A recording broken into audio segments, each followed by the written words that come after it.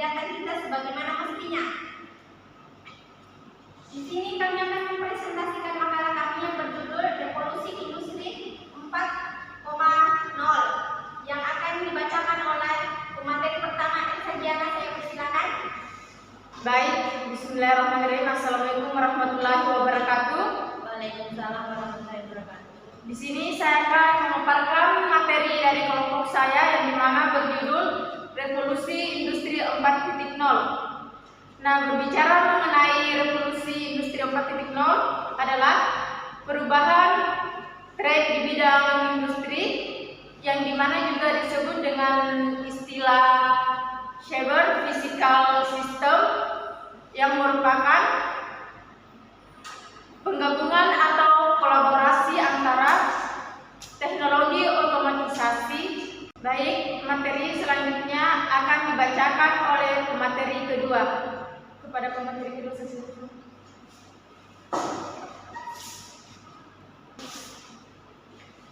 Baiklah, saya akan menjelaskan beberapa tantangan dalam industri 4.0, yaitu masalah pertama, masalah kendali. Ekonomi digital yang mengendalikan masyarakat pastinya mempengaruhi publik. Yang tadinya masyarakat sering berbelanja ke toko retail, sekarang mulai berbelanja secara online. Aspek sosial dan kultural seperti ini juga perlu mendapatkan perhatian dari pemerintah dan masyarakat agar toko retail tidak banyak yang berukuran satu persatu. Kedua yaitu ketidaksetaraan. Di antara semua hal positif, kehilangan pekerjaan karena robot dan suatu pekerjaan yang dapat dilakukan oleh sistem adalah momok yang paling mengerikan. Otomatisasi yang disebabkan revolusi digital 4.0 perlu disikapi dengan serius agar masyarakat lebih menyiapkan skill ke depannya, sehingga angka pengangguran di Indonesia dapat ditekan. Tiga yaitu kompetensi.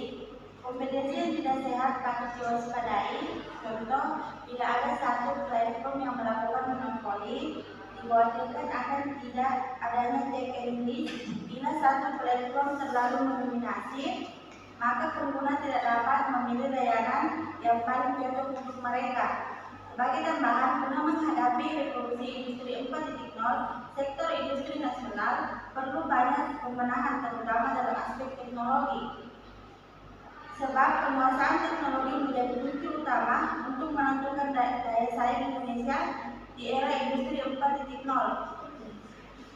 Dan dalam menghadapi industri 4.0, Indonesia juga perlu meningkatkan kualitas sumber daya manusia. Sebab jika tidak ditingkatkan, maka industri Indonesia akan semakin tertinggal dari negara-negara lainnya. Jika tidak melakukan peningkatan kemampuan dan daya saing sektor industri prioritas, maka bukan saja tidak akan mampu mencapai aspirasi, namun akan dibilas oleh negara-negara lain yang sudah siap di pasar global maupun domestik. Baiklah, materi selanjutnya akan dibacakan pemateri ketiga. Terima kasih. Manfaat industri 4.0. Yang pertama, inovasi. Munculnya model-model bisnis baru tidak lepas dari kemampuan para inovator untuk merancang strategi lewat platform digital.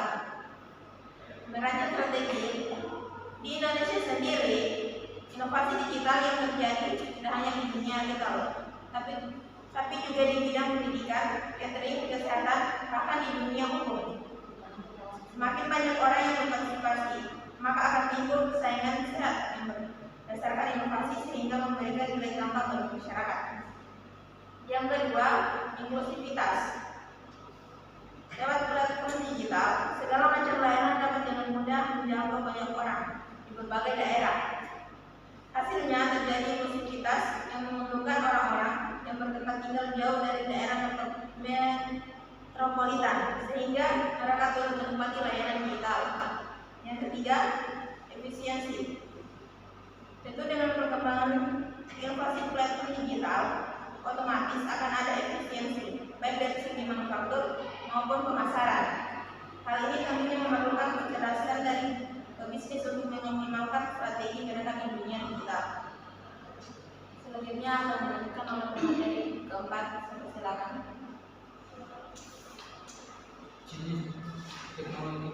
dalam revolusi industri 4.0. Internet of Things atau IoT sendiri merupakan sebuah sistem yang menggunakan berbagai perangkat komputasi, mekanis, serta mesin digital yang menjadi suatu kesatuan yang terhubung. 2. Big Digital. Big Digital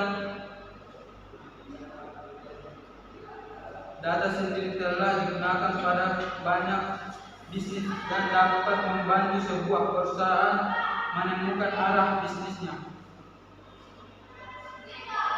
Augmented reality merupakan sebuah teknologi di mana menggabungkan antara benda dunia maya 2 dimensi dengan benda 3 dimensi yang ada ke dalam sebuah lingkungan nyata tersebut, kemudian memproyeksikan benda maya yang ada tersebut ke dalam waktu nyata.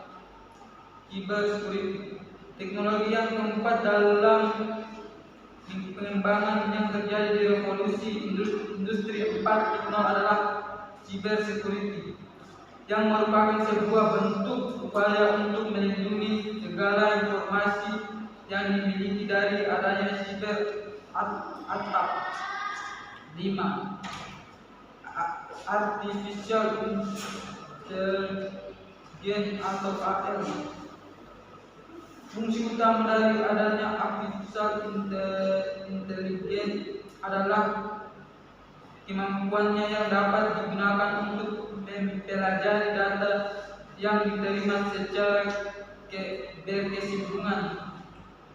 6. Additive manufaktur.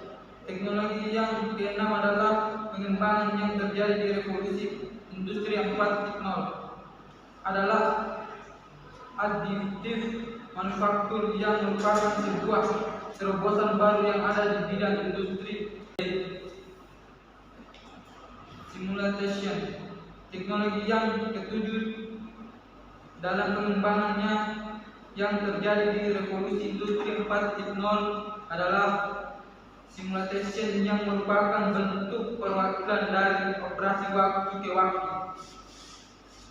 Yang ke-8, sistem integration, teknologi yang ke-8 dalam pengembangan yang terjadi di revolusi industri 4.0 adalah sistem integration atau sistem integrasi, yang merupakan sebuah rangkaian penghubung antara beberapa sistem baik secara fisik maupun fungsional.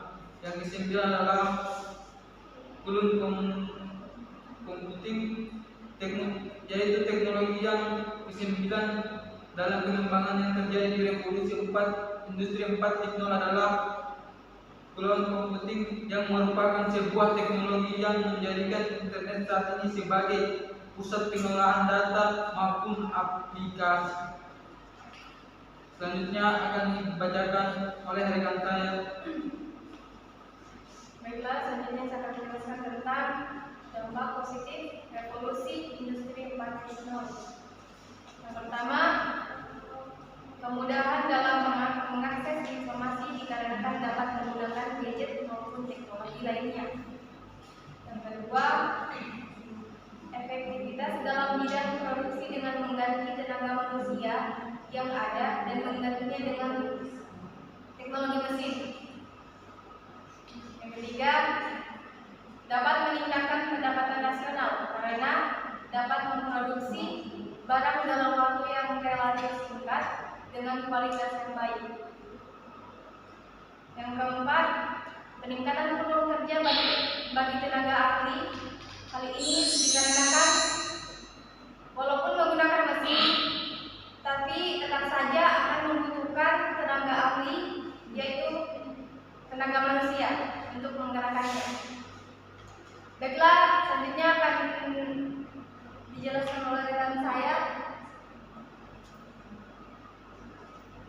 Baiklah, saya akan membacakan terkait dampak negatif revolusi industri 4.0. Yang pertama, Industri revolusi 4.0 lebih rentan terhadap serangan cyber. Hal ini dikarenakan proses produksinya menggunakan mesin teknologi yang karenanya sangat penting. Itulah hasil pemaparan materi kami dan saya akan membacakan kesimpulannya. Revolusi industri 4.0 akan membawa banyak perubahan dengan segala konsekuensi. Industri akan semakin kompak dan efisien, namun ada pula risiko yang akan muncul. Misalnya berkurangnya sumber daya manusia karena digantikan oleh mesin akademik. Itulah kesimpulan dari kelompok kami. Sekian dan terima kasih. Wabillahi taufiq wal hidayah. Assalamualaikum warahmatullahi wabarakatuh. Waalaikumsalam. Waalaikumsalam.